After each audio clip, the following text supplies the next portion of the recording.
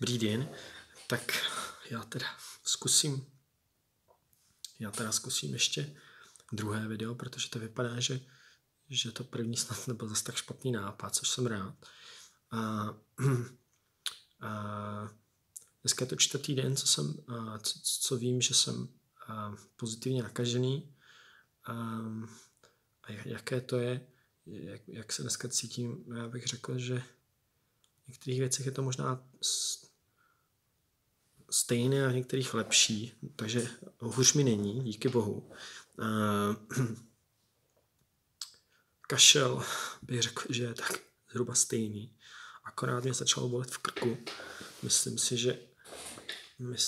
že je to proto, že teď už od dneška trochu vykašlávám a neříkám, že se v tom vyznám, ale myslím si, že asi jak se mi to dostává z toho krku nahoru a jde to přes ty mandle, tak mě trošku bolí mandle, tak je to nepříjemné. Hlavně když zakašlu, tak cítím, jak mi to zabolí tady. Takže ten kašel je pro mě ještě takový víc nepříjemný, ale naštěstí nekašlu víc, takže aspoň teda mám pocit, že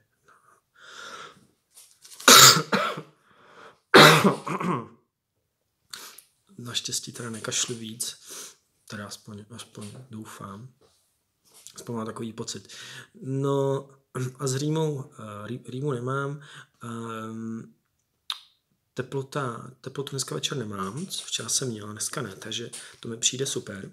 Doufám, že s tím kašlem, že tím, že už něco vykašlávám, že je to dobré znamení, ale já nejsem odborník, takže nevím. Ale potěšilo mě dneska víc věcí, kdy se ozvali někteří lidé, kteří už se dlouho neozvali, že mi přeju, ať se z toho dostanu, nebo kdybych chtěl pomoct s nákupem. Pardon. Takže mi pomůžou, tak to jsem rád a děkuju za to. A taky volala mi včera večer po 10. hodině ex-přítelkyně, která už se hodně dlouho neozvala, s tím, že prý z toho trošku v šoku a že mi jako jak se mám a jak se cítím a že ať se z toho dostanu a tak to je milé zase slyšet někoho v takové dlouhé době, kdo máte pocit, že už se s vámi třeba nebaví a nakonec v téhle chvíli se ozve, tak mě to potěšilo. A potěšilo mě dneska víc věcí, třeba jak ve zprávách dávali, že v Benátkách, kde jsem byl loni, takže se tam vrátili delfíni, tak to bylo pěkné, nebo když ukazovali ty místa na světě, kde jsem byl a jak to tam teďka vypadá bez těch lidí a nejsou tam tlačenice a tak to vypadá dobře. Třeba San Francisco ukazovali toto místo, kde jsem byl, jak je tam ta radnice a ukazovali, že skoro vůbec se tam nikdo nehne. A pobavilo mě, jak říkal, jak se ptali ministra zdravotnictví dneska, odkud máte tu roušku? A on se to zaseknul na chvilku a říká něco jako, dala mi ho jedna slečna. Tak to bylo pěkné. Ale taky a mě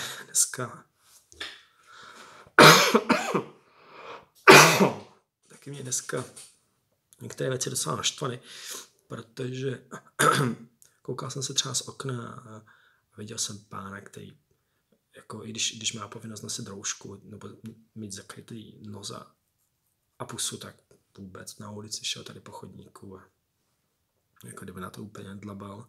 A nebo jak se někteří na internetu domluvají schůzky a prostě, že půjdou někde na procházku do lesa spolu a tak a to mi přijde, jako kdyby prostě na to úplně dlabali. A taky jsou někteří hodně zlí, neříkám teda, že ke mně, ale četl jsem dneska, že se objevilo v jednom městě ve Středočeském kraji první případ, že to mají první případ člověka pozitivního, tak jsem si četl diskuze na Facebooku a co tam někteří jako psali to teda. Jedna slečna tam napsala dokonce, nebo vyzývala, ať se zjistí jméno, aby ji mohli ostatní zlinčovat. To jsem se ozval a napsal jsem jí něco ve smyslu, že to teda pěkná ubohost. Tak to pak nakonec, ona mi pak psala, pak to nakonec smazala a že ona v podstatě jí to jako nepřišlo vůbec špatné, ale jako nabádět k linčování někoho, kdo je nakažený a kdo třeba vůbec nikde nebyl, tak to mi teda přijde dost přes čáru.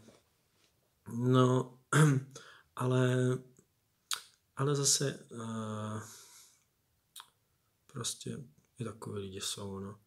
Ale volali mi dneska, poprosil mě dneska iDnes, jestli by se mnou nemohli udělat rozhovor po telefonu, že by chtěli vědět, jak to je, tak jsem je požádal dopředu, že prosím, aby jsme neřešili mého zaměstnavatele vůbec, protože bych nerad aby z toho měla naše společnost nějaké problémy, nebo respektive nerad bych, jak jsem to říkal včera, tak taky bych rád cítil nějakou loajálnost k mému zaměstnavateli. Takže jsme se na tom dohodli a ta slečna mi dala slovo a pak mi zavolala, tak se to nakonec protáhlo asi na 27 minut a bylo to takové příjemné, byla fajn, tak jsem zvědav, co zítra by to snad mohlo být zítra, tak jsem zvědav, co se tam objeví. No a přemýšlím, co bych ještě mohl říct k tomu mému zdravotnímu stavu. Jinak včera se už nikdo z hygieny neozval, ani dneska, ani žádný doktor, takže když asi to není asi tak nutné. Já už jenom doufám, že teda na mě nezapomenou, že přijdou testy na příští týden, protože bych samozřejmě rád věděl, jestli se to tělo dostalo nebo nedostalo. A tak kdyby se náhodou někdo neozval, tak to asi zkusím sám. Jo, a ještě možná, co jsem chtěl. Pardon. Ta redaktorka, mladá redaktorka od toho iDnes, mi napsala něco ve smyslu, že oproti těm slečnám, které udělali to video, těm vysokoškolačkám, tak taky překvapilo, že já to beru jinak. Já hlavně nesouhlasím s jednou věcí, co tam řekli, i když nechci teda, neříkám, že jim nevěřím, že k tomu jsou, to zase ne, to já zase věřím, že jim je dost bídní a že jim je hůř a přeju, aby se z toho dostali. Ale oni řekli, ta jedna řekla, že nevěřte kravinám, co se říkají v televizi a tak to zase nesouhlasím, protože já se teďka koukám normálně často na jedničku, na události a ty věci, které se tam říkají, tak o této nemoci, tak jako nemyslím si, že by se tam něco říkalo špatného nebo něco vymýšlivého,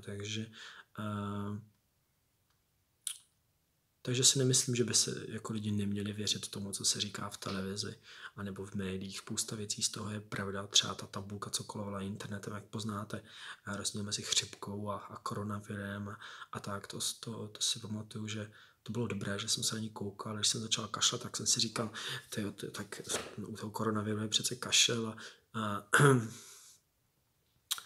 tak to u mě sedí. No. Tak to vlastně začalo. Doufám, že to ráno bude lepší. Nicméně doufám, že vás to nepotká a pokud vás to potká, tak ať máte co nejmenší příznaky nebo co nejlepší průběh a myslím si, že opravdu potřeba to nepodceňovat, že ty nařízení, které tady jsou, nejsou jenom tak. opravdu můžete někoho snadno nakazit nebo se od někoho snadno nakazit. Takže, ale snad to všechno odezní a doufám, že jo a že časem to prostě přijde a zase to bude dobré a věřím v to. Takže držte se a já se musím omlouvat, ještě jsem to neudělal. Naschledanou.